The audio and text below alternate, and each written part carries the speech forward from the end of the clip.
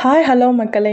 இன்றைக்கி நம்ம சேனலில் ஏலக்காய் செடியோட வீடியோ போட போகிறோம். ஆல்ரெடி நம்ம ஏலக்காயோட நன்மைகள் என்னென்னு முன்னாடி வீடியோவில் போட்டிருக்கோம். பார்க்காதவங்க கண்டிப்பாக பாருங்கள்.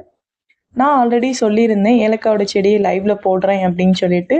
லைவ் போட முடியாதனால வீடியோ எடுத்திருக்கேன். இதுதாங்க ஏலக்காய் செடி.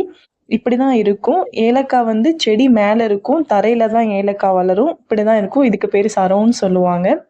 ஏலக்காவோட நாற்று எப்படின்னா இது பண்ணுவாங்க அப்படின்னா, இதுதான் ஏலக்காவோட நாற்று.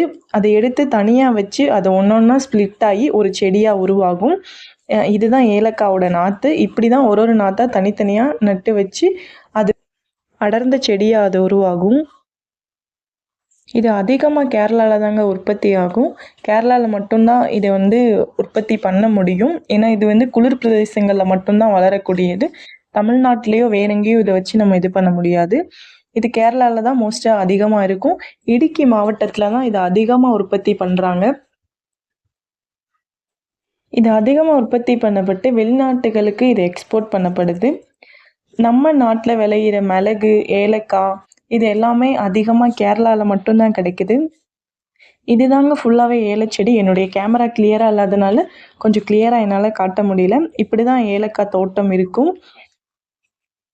இந்த வீடியோ உங்களுக்கு பிடிச்சா லைக் பண்ணிக்கோங்க. நம்ம சேனலை சப்ஸ்கிரைப் பண்ணுங்கள். தேங்க்யூ ஃபார் வாட்சிங்.